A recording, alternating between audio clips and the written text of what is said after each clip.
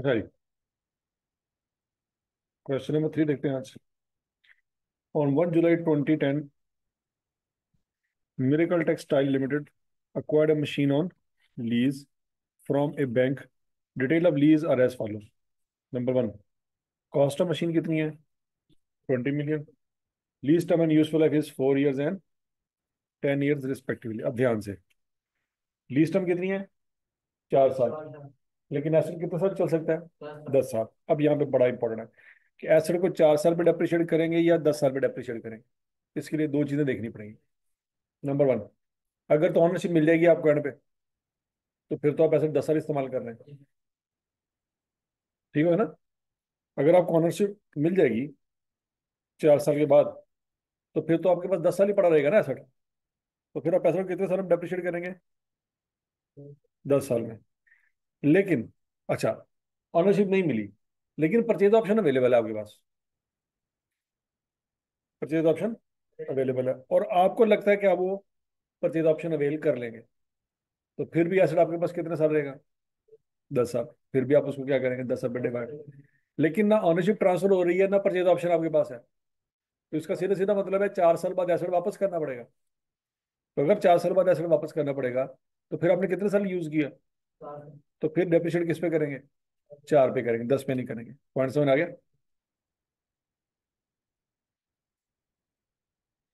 Instalment of 5.8 million is to be paid annually in advance on ये कम जुलाई। हमारा contract कब हो रहा है? ये कम जुलाई को। और पहली पेमेंट कब देनी है? तो इसका मतलब है एक पेमेंट ऐसी है जिसमें कोई सूद नहीं है, क्योंकि वो उसी वक्त आप दे रहे हैं। बाकी पेमेंट फ्यूचर में देनी है, उनमें सूद है।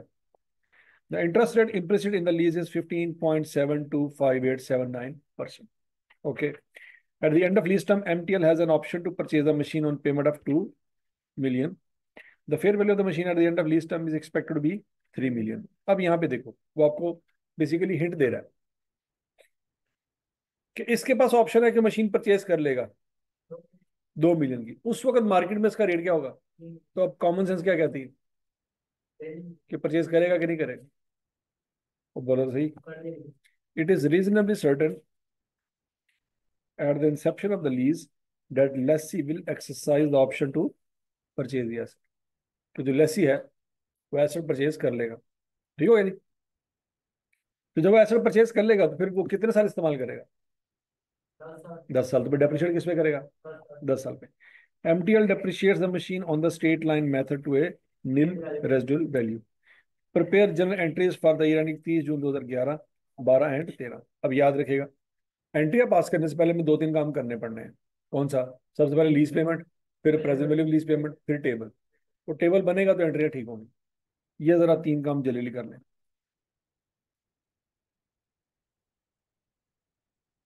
लीज पेमेंट निकाल लें, प्रेजेंट वैल्यू लीज पेमेंट निकाल लें।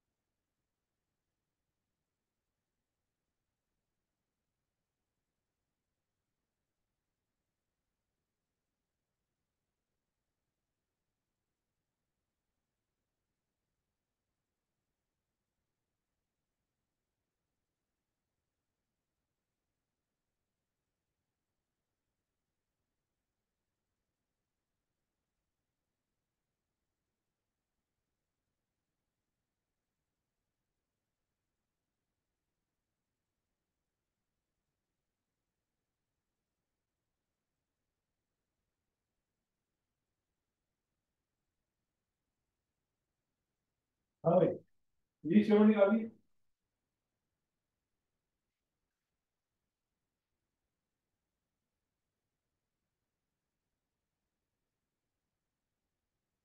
तीन कैलकुलेशन करनी है बच्चों आपने। Lease payment, present value lease payment और टेबल। जल्दी जल्दी स्पीड मारो।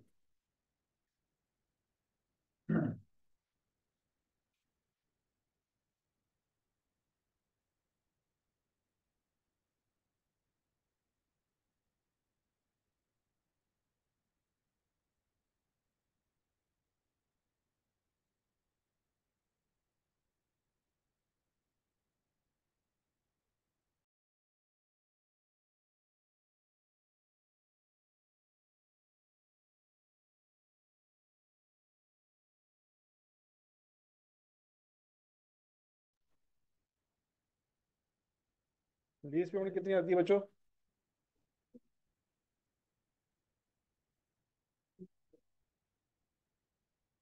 चेक कर लो भाई।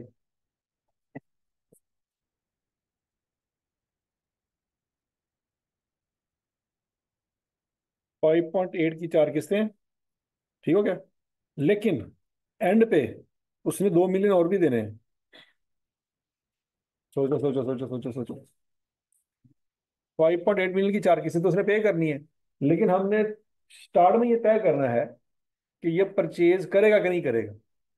अगर तो ये ऐसा परचेज करेगा तो 2 मिलियन उसका अलग देगा।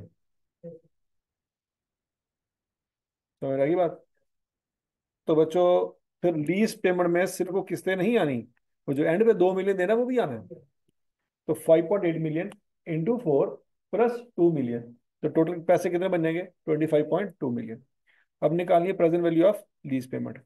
अब यहाँ पे याद रखना बच्चों, एक पेमेंट तो ऐसी है जो आपने आज ही दे देनी है, तो उस पर कोई डिस्काउंटिंग नहीं है, वो सीधी सीधी 5.8 आएगी। बाकी कितनी किस्तें हैं जिसमें सूद है? तीन किस्तें हैं। बच्चों उन तीन किस्तों पे एनडी का फार्मूला लगेगा। चार किस्तें पूरी होगी। और बोलो तो सही, जो किस्त आज दी है उसमें तो कोई सूद नहीं है ना, वो तो सीधी सीधी लैदा हो जाएगी। जिन किस्तों में सूद है उनके ऊपर डिस्काउंटिंग लगेगी, एनडी का फार्मूला लगेगा। प्लस, क्या ये 2 मिलियन आज देना है कि 4 साल बाद देना है?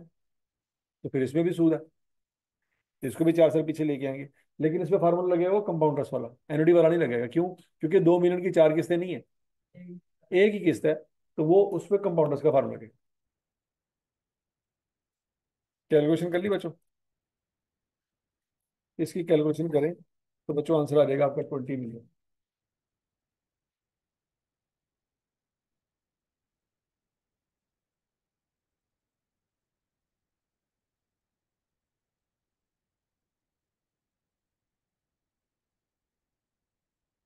समझ आएगी बात?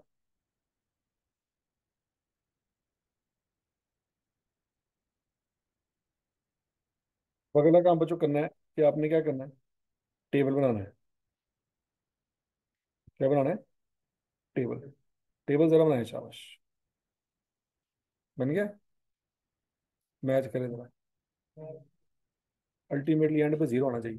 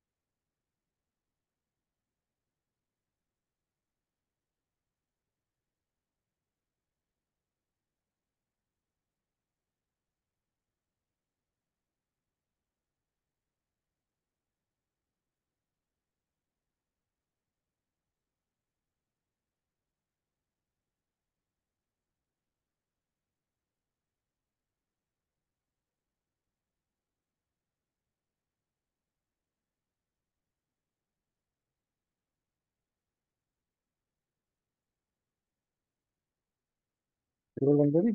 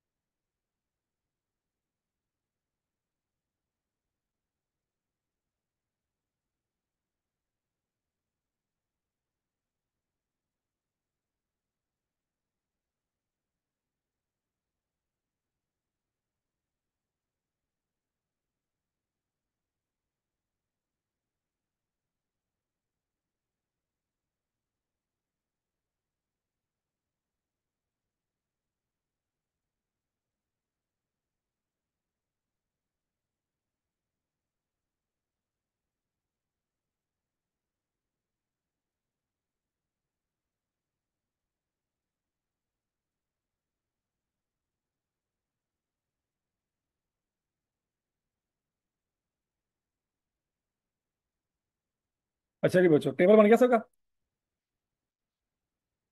हाँ भाई। अच्छा जी। अब बच्चों जरा सवाल पढ़ते हैं, उस सवाल में उसने क्या मांगा है। उसने कहा थी prepare journal entries for the year यानी 30 जून 2011, 12 और 13। पहला पॉइंट, यकम जुलाई 2010 वाले दिन हमने एसेट लिया था, तो उसी दिन एक एंट्री पास होगी। क्या एंट्री पास होगी?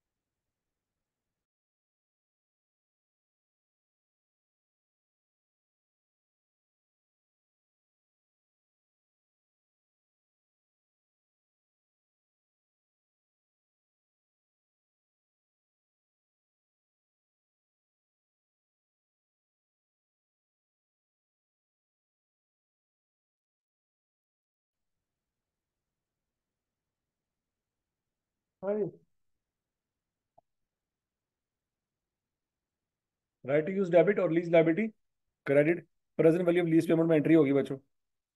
किस पे एंट्री होगी? और गूंगे बोलो तो सही।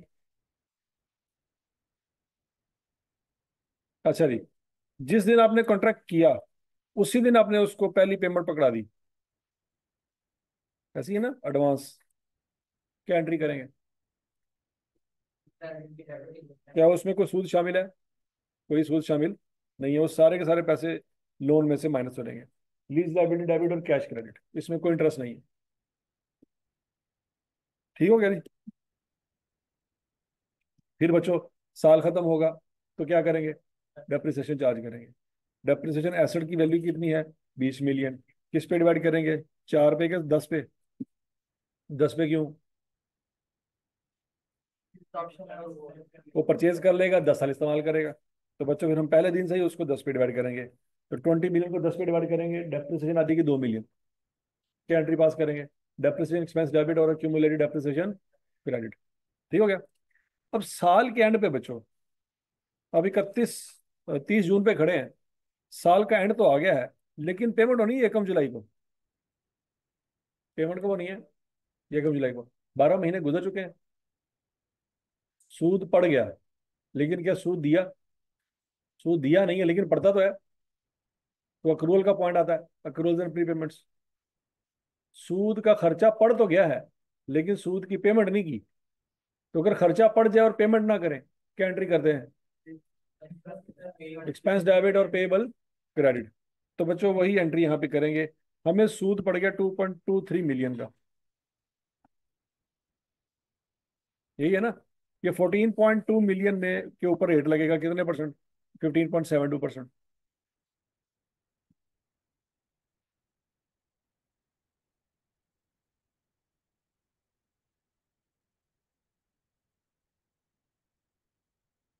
कितना आता है इंटरेस्ट? 2.233 मिलियन। तो एंट्री क्या पास करेंगे बच्चों? इंटरेस्ट एक्सपेंस डेबिट और इंटरेस्ट पेएबल क्रेडिट। ठीक हो गया? फिर 1 जुलाई को आपने पेमेंट कर दी। क्या कर दी? पेमेंट कर दी। उस समय बच्चों पेमेंट कितनी की है? पेमेंट आपने की है 5.8 मिलियन। तो एंट्री यहां से निकल आई। 5.8 मिलियन की पेमेंट की है, कैश क्रेडिट। वो सूद एक्सपेंस था पिछले साल में, अब आपके सर पे लाइबिलिटी है। अब वो लाइबिलिटी खत्म होगी, प्लस वो लोन की लाइबिलिटी 3.566 मिलियन। समझ लगी बात? तो एंट्री क्या पास करेंगे बच्चों? लीज लाइबिलिटी डेबिट 3.566 मिलियन से, और इंटरेस्ट पेएबल डेबिट 2.233 मिलियन से, और कैश क्रेडिट 5.8 मिलियन से। समझ लगी बात? फिर बच्चों साल गुजरेगा, क्या करेंगे? डेप्रिसिएशन चार्ज करेंगे। डेप्रिसिएशन एक्सपेंस डेबिट और एक्यूमुलेटेड डेप्रिसिएशन क्रेडिट। फिर उस साल के एंड पे इंटरेस्ट एक्सपेंस बनता तो है, लेकिन पेमेंट होनी है 1 जुलाई को, अगले दिन। तो क्या एंट्री करेंगे बच्चों? Interest expense debit payable credit 1.6 million से। ऐसी है? ये एंट्री सबको समझ आएगी?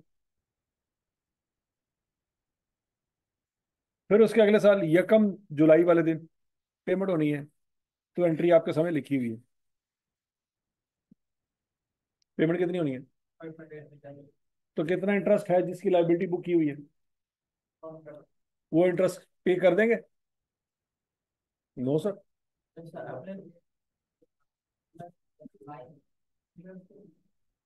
तो 1 जुलाई पे खड़े आना खोते हो, लाइन में कितने लाई है? तारीख देख लो। पेमेंट कर रहे हैं कितनी? तो क्या क्या डेबिट करेंगे?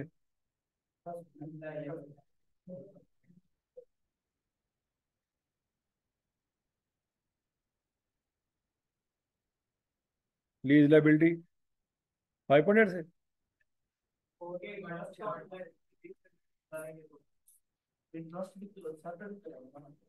ठीक हो गया जी? क्या एंट्री पास करने के बच्चों? Lease liability debit, interest payable debit, और कैश क्रेडिट।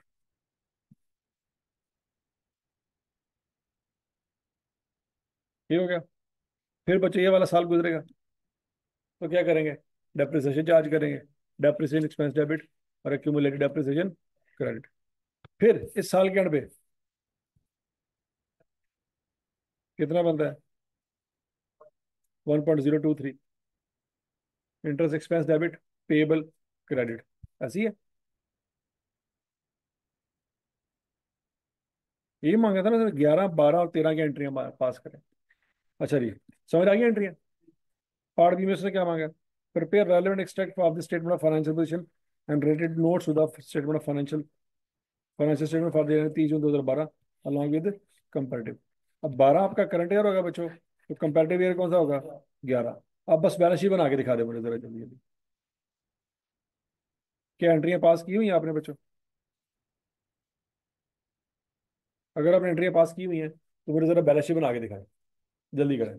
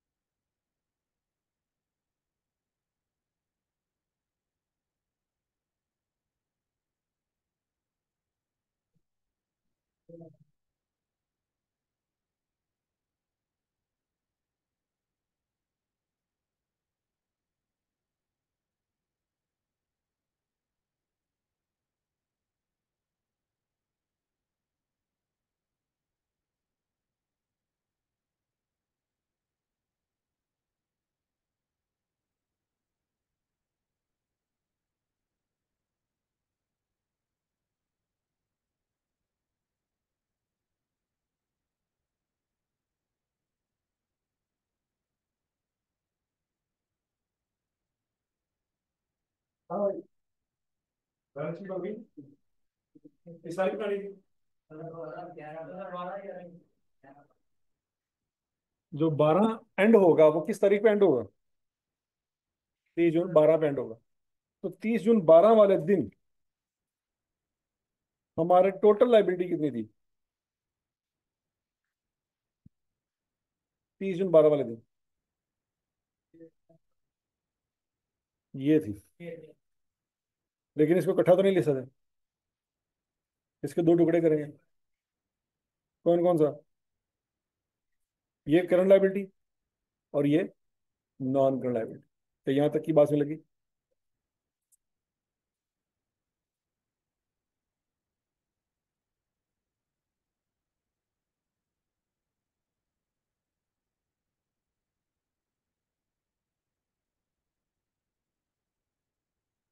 ये 6 और 4 क्लियर है। अच्छा, अगला पॉइंट, ये जो इंटरेस्ट है ये हमने अगले साल के पहले दिन पे किया है, लेकिन बंदा तो पिछले साल का था ना। तो 30 जून वाले दिन ये पेएबल था क्या? नहीं था। ये भी आएगा बैलेंस शीट में। यहाँ तक की बात होने लगी। अब 30 जून 11 वाले दिन बताएं कितना लोन था आपके सर पे? 14.2 ये लोन था। इसके दो टुकड़े करेंगे, करंट और नॉन करंट। 3.5 और 10.6। लेकिन ये सूद भी था जो पेएबल था। ये बात होने लगी। तो 10.6, 3.5 और 2.2। क्या बच्चे बैलेंस शीट बन गई कि नहीं बन गई? अच्छा, और ऊपर एसेट की बात करते हैं। एसेट 20 मिलियन का था दोनों सालों में। पहले साल में सिर्फ एक साल की डेप्रिसिएशन चार्ज हुई थी, दूसरे साल में दोनों की इकट्ठी आनी है, क्यूमुलेटेड डेप्रिसिएशन इकट्ठी होगी। बैलेंस शीट बन गई बच्चों।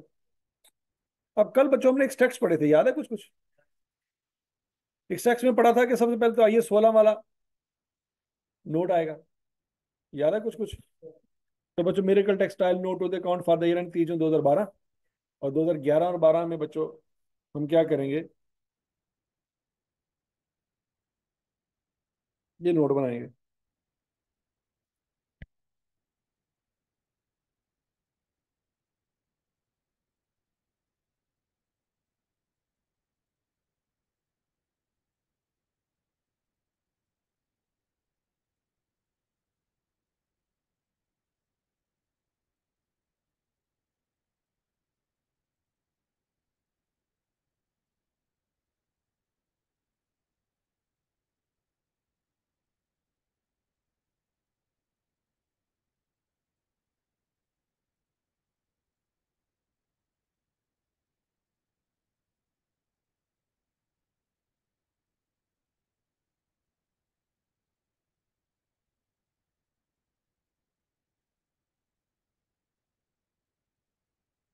वो ऐसे कुछ नोट बना करता था ना। क्या किया करते थे बच्चों उसमें?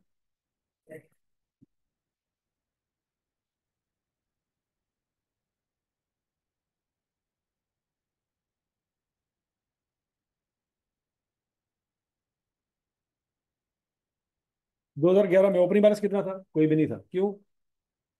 क्योंकि उस दिन तो कॉन्ट्रैक्ट हुआ था। हाँ, तो फिर ओपनिंग बैलेंस कोई नहीं था, एडिशन हुआ था 20 मिलियन का। ऐसी है। फिर उसमें कोई चेंज नहीं आया।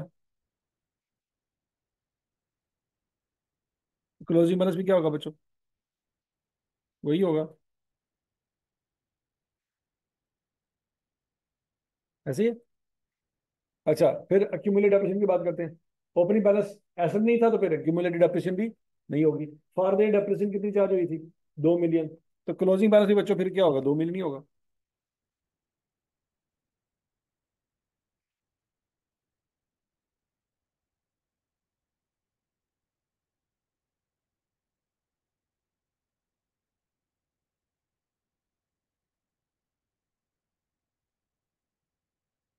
ठीक हो गया जी। अच्छा, तो कैरिंग अमाउंट निकालनी है बच्चों, को कैसे निकालेंगे? 20 में से 2 माइनस कर देंगे। 18 मिलियन आपके एसेट की कैरिंग वैल्यू है। अब यही 20 मिलियन अगले साल क्या हो जाएगा? Opening balance. और यही 2 मिलियन अगले साल क्या हो जाएगा? Opening balance. अच्छा, उसमें कोई एडिशन नहीं हुआ अगले साल, तो वही फिर क्या हो जाएगा? Closing balance. लेकिन ये ओपनिंग बैलेंस है, इसमें फॉर द ये डेप्रिसिएशन मजीद ऐड होगी। कितनी? 2 मिलियन। तो क्लोजिंग बैलेंस कितना हो जाएगा? 4 मिलियन। कैरिंग वैल्यू निकालनी है तो कैसे निकालेंगे? 20 में से 4 माइनस कर दें। 16 मिलियन। याद आया? या ये 16 का नोट था? उसने कहा जी ये वाला नोट बनाया। तो समझ आ गया सबको? अगला पॉइंट, उसने फिर कहा था कि मेच्योरिटी एनालिसिस बनाए। याद है?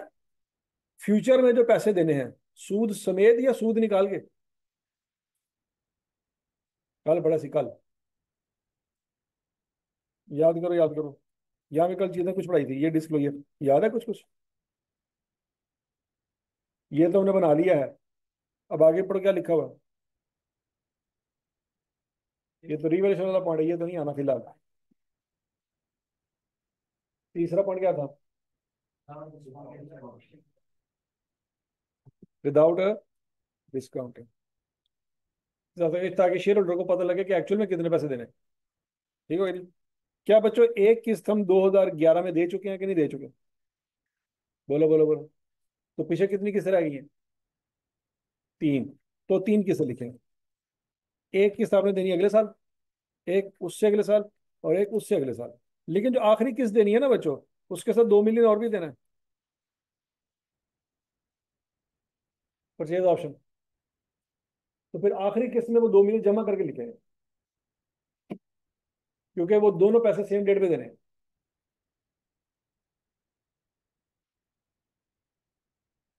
नहीं समझ आ रही? सॉरी, सेम ईयर में देने हैं, 30 साल।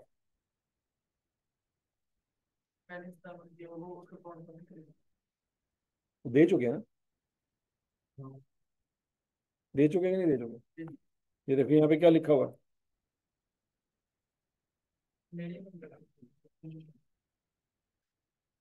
तो जो दे चुके हैं वो तो नहीं आनी ना, जो फ्यूचर में देनी है वो दे लिखेंगे।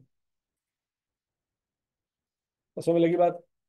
लेकिन बच्चों जब आप 2012 में खड़े होंगे, तो आप 2 किस्तें पे कर चुके होंगे, तो फिर बाकी 2 किस्तें आनी है। ऐसी है। मतलब अगले साल आनी है तीसरी किस्त, फिर उससे अगले साल आनी है चौथी किस्त, लेकिन उसमें 2 महीने जमा करके लिखेंगे।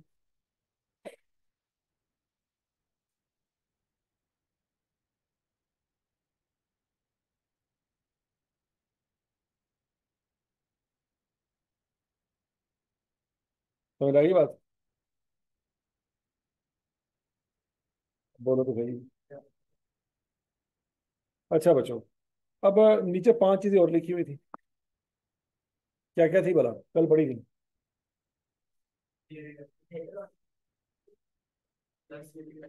नेचर ऑफ लेस एक्टिविटीज, दूसरा अगर परचेज ऑप्शन है, तीसरा इंटरेस्ट रेट, चौथा, पांचवा।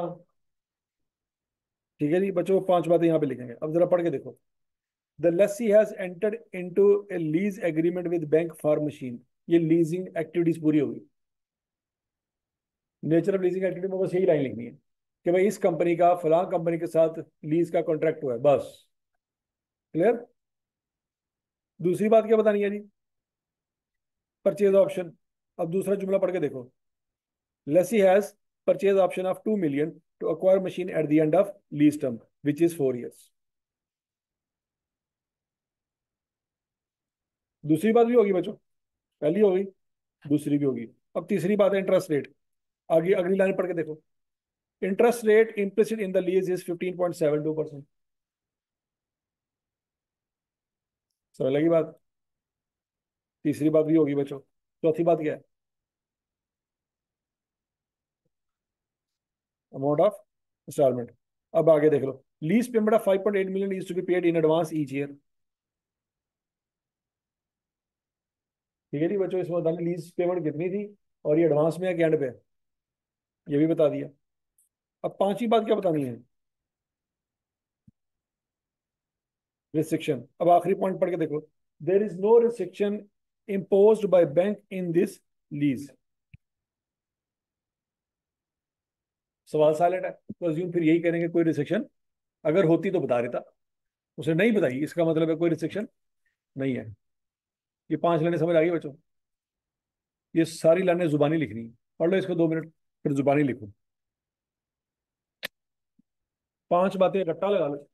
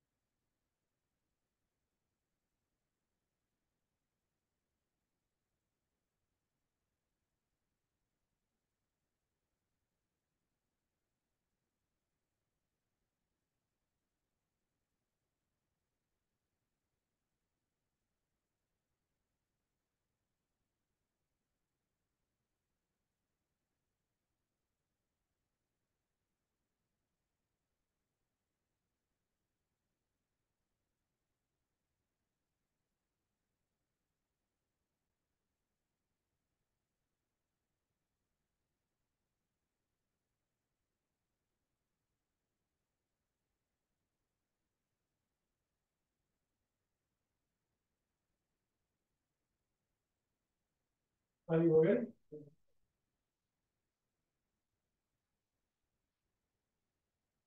सवाल अगर आज फरूकी की बैलेंस शीट बनाए बन जाएगी, केजी नोट बनाए बन जाएगा। पहले आइए 16 वाला नोट बनाना है, फिर मेच्योरिटी एनालिसिस, और फिर 5 बातें ये वाली बतानी नीचे। और सवाल समझ आ गया?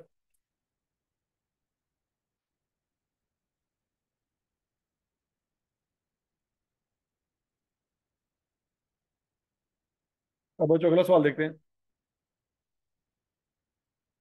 Numan engineering. Numan engineering entered into a lease agreement for which following information is available. Fair value facility कितनी है जी बच्चों? 20 मिलियन। ठीक हो गई। डेट ऑफ एग्रीमेंट, ये कम जुलाई 2009। Lease payment 2.5 million semi annual in arrears. 6 6 महीने बाद किस्तें आ गई। Useful life is 8 year. Interest rate is, lease term is, हाँ जी बताओ। एसेट को डेप्रिशिएट करेंगे 6 साल में कि 8 साल में? सारा सवाल पढ़ लिया आपने, बताओ।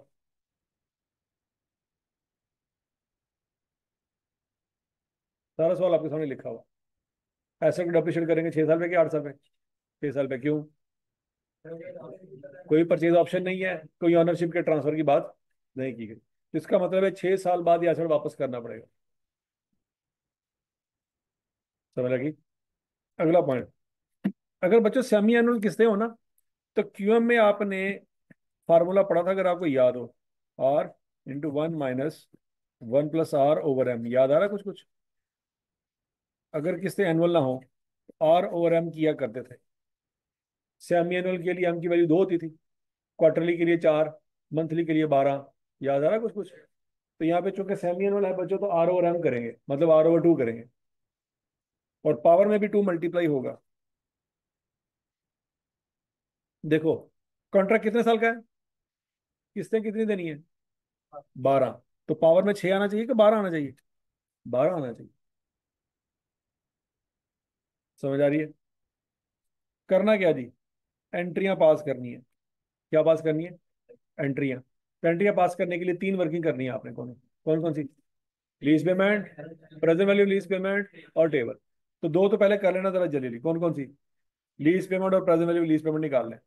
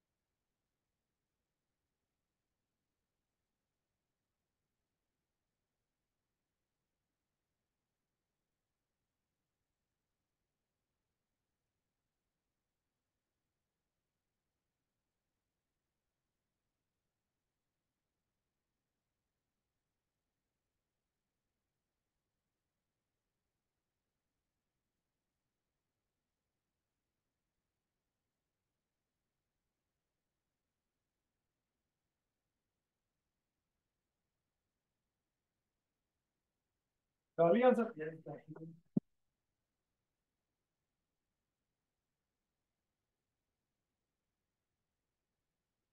हाँ जी, नुमान इंजीनियरिंग बच्चों क्वेश्चन देखते हैं। पहले लीज पेमेंट की बात करते हैं।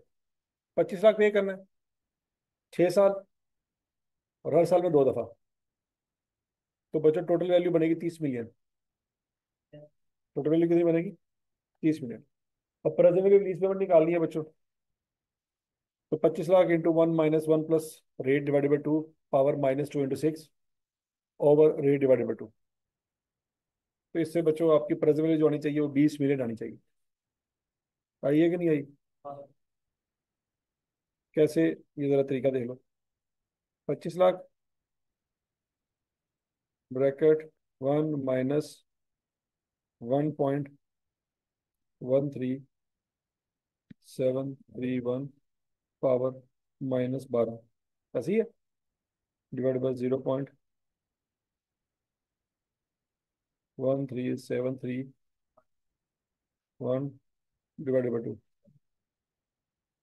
Bracket close.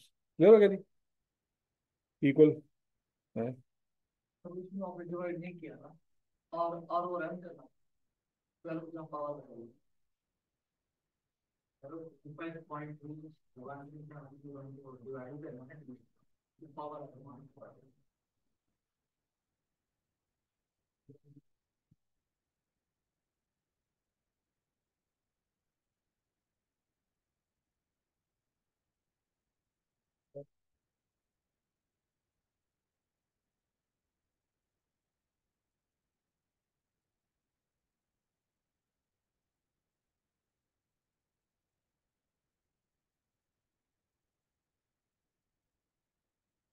-12।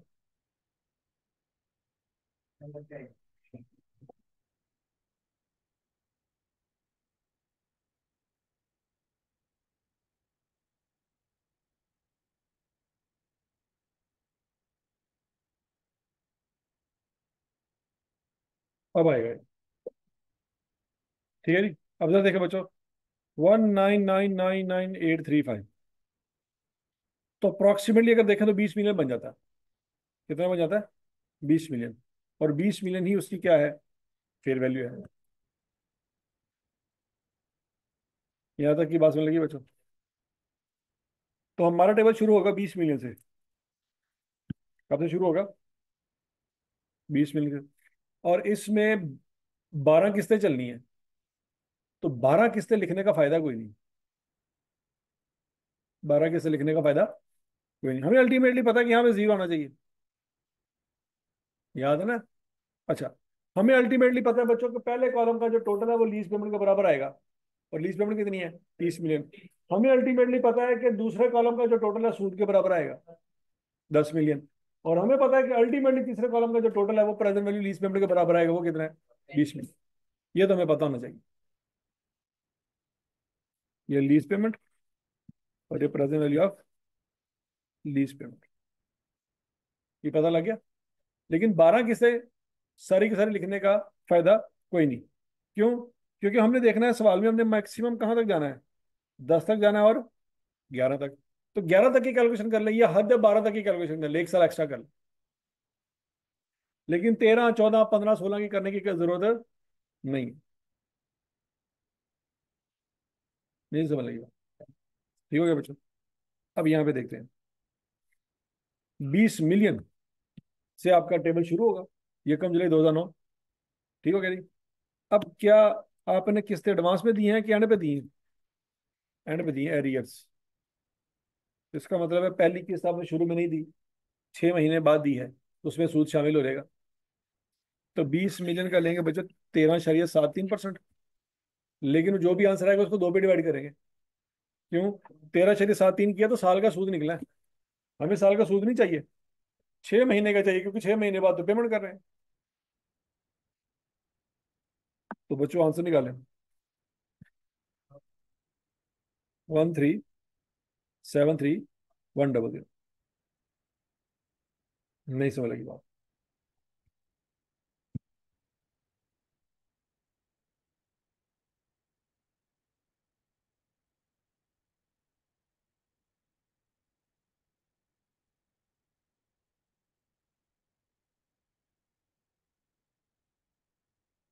ठीक है ना, इसको दो पे डिवाइड करेंगे रेट। अच्छा जी, तो 25 लाख में से बच्चों 13,73,100 साइड पे कर दिया, क्योंकि ये सूद है। बाकी की प्रिंसिपल रीपेमेंट कितनी बची है? 11,26,900। ये बच्चों आपके इस लोन में से माइनस हो जाएगा, और रिमेनिंग लोन इतना रहेगा, 18,873,100। यहाँ तक सब राजी वाजी? फिर बच्चों 6 महीने गुजरे, इसके ऊपर सूद लगेगा। इसको मल्टीप्लाई करेंगे इसके साथ, दो पे डिवाइड करेंगे।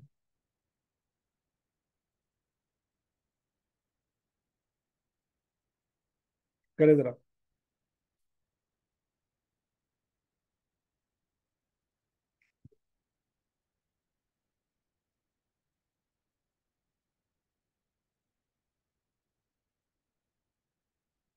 1,12,957,33।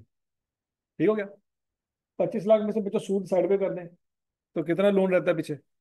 12,04,267। ये बच्चों 18.8 मिलियन में से माइनस कर देंगे, ये आपका रिमेनिंग लोन रह जाएगा।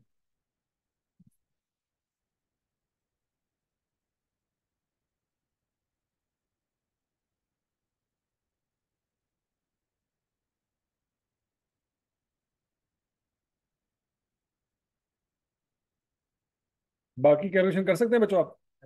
बाकी जरा कैलकुलेशन कर लें।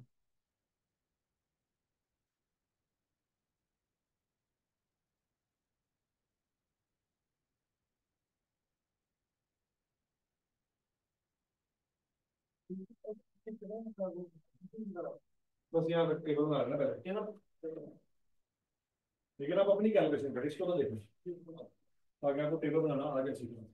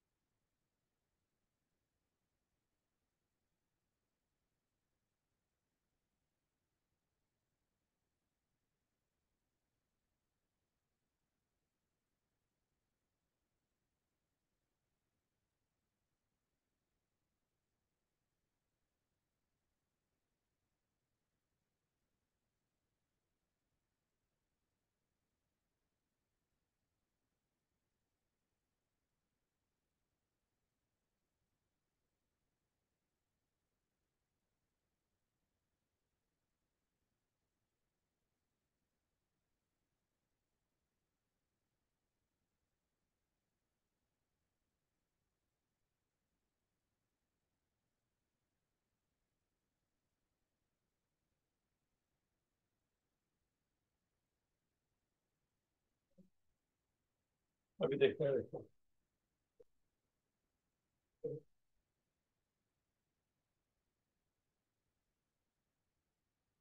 टेबल पर गए।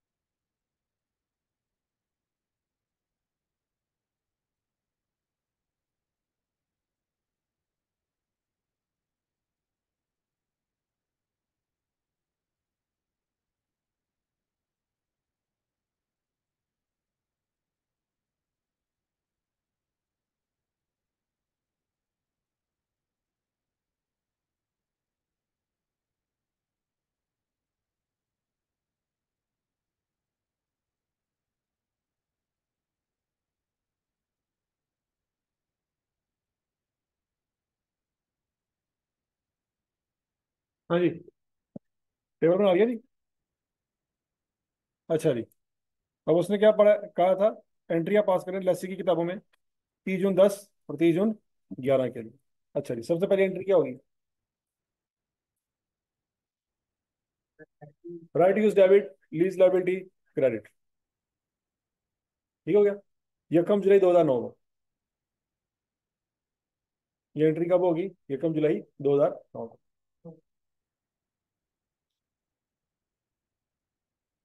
फिर 31 दिसंबर 2009 वाले दिन जाके 6 महीने बाद पेमेंट होगी पहली।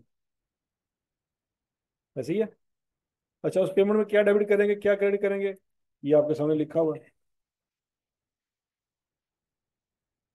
पैसे जा रहे हैं, क्रेडिट। इंटरेस्ट एक्सपेंस बढ़ रहा है, डेबिट। लीज लाइबिलिटी में कमी आ रही है, डेबिट।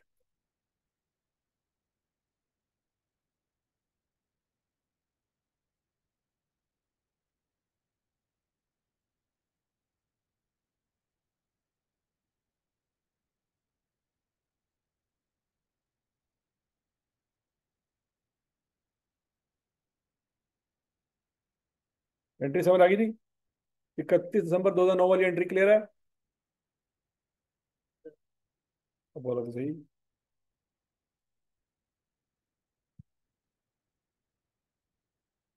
फिर बच्चों 30 जून 2010 वाले दिन अगली एंट्री होगी। क्या डेबिट क्रेडिट करें, टेबल में लिखा हुआ है।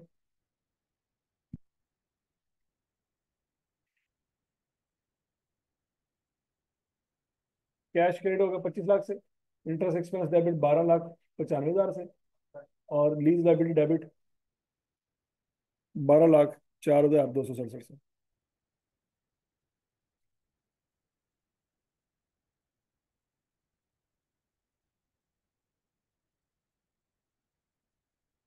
क्लियर हो गया जी? हमने सवाल मिलियन में क्यों क्यों बना तो आप तो हम मिलियन में करेंगे ऐसे करेंगे। कर लें उस। बस मसला ये होता है ना कि टेबल आप जब मिलियंस में बनाएंगे ना तो फ्रैक्शन में बहुत बड़ा फर्क आ रहा है। ठीक है। हाँ, वैसे आप एंट्रिया करने के लिए मिलियन यूज कर लें, कोई मसला नहीं। और समझ लगी बात है? टेबल हम रुपीज में कंप्लीट बनाएंगे। अच्छा जी। अच्छा, 30 जून 2010 वाले दिन एक और काम भी करना है आपने, डेप्रिसिएशन चार्ज करने की, क्योंकि 12 महीने गुजर गए। अब किसको किस पे डिवाइड करेंगे बच्चों? 20 मिलियन को 6 पे डिवाइड करेंगे, 8 पे डिवाइड नहीं करेंगे। वजह पता चल गई है?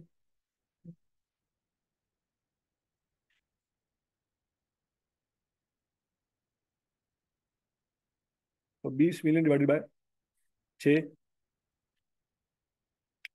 तो कितनी डेप्रिसिएशन आ जाएगी बच्चों? 3.33 मिलियन।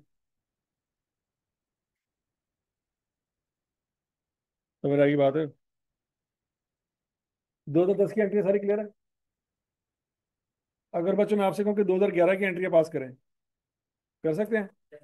करें जरा।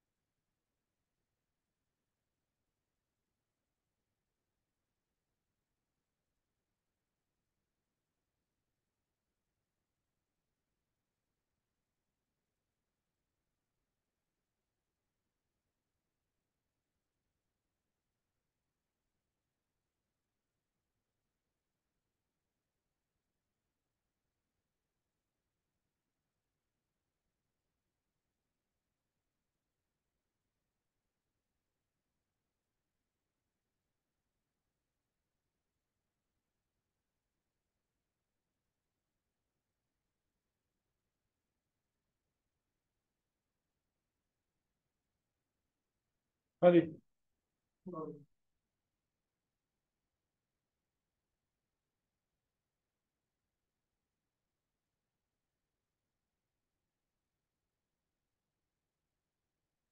क्लियर है। एंट्री हो गई। अब बोलो तो सही। पहली entry, lease liability debit, interest expense debit और कैश क्रेडिट। किस तरीके की एंट्री होगी है बच्चों? ए, हैं?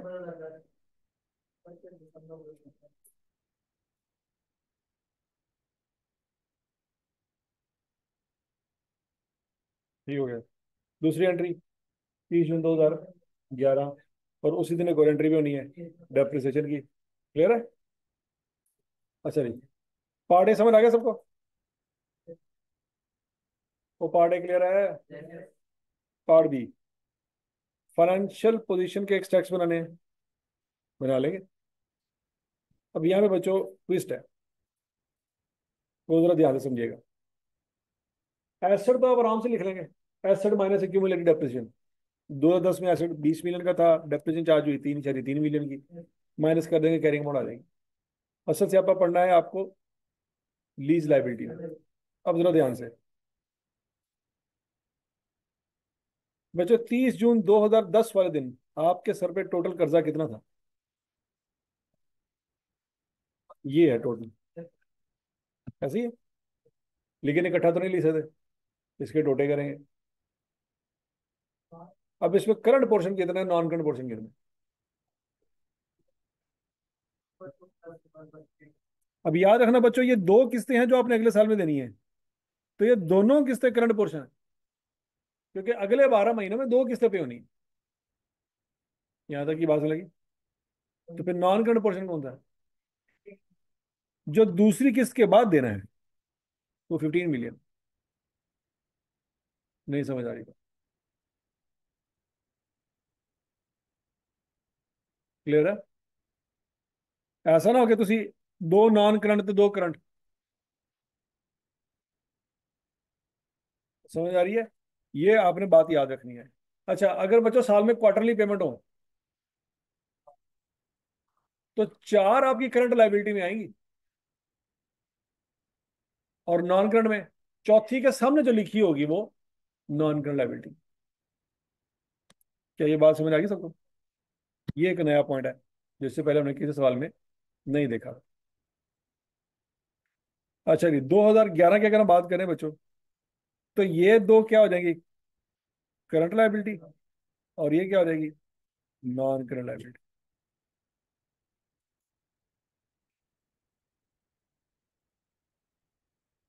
समझ लगी बात है? तो ये देख लो बच्चों, ये जमा कर दी दोनों, और ये 15 और 11 लैद लैदा।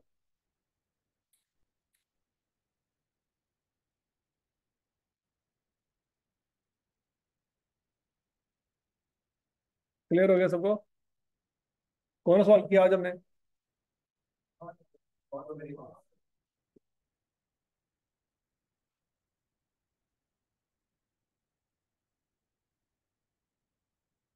ये बच्चों क्वेश्चन नंबर 5 आपका होमवर्क है,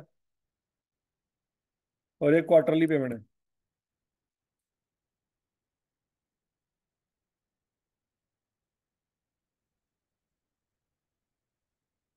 होमवर्क समझ आ गया जी? कर लोगे? सारा टेबल बनाने की जरूरत नहीं है। मैक्सिमम कहाँ तक जाना है आपने?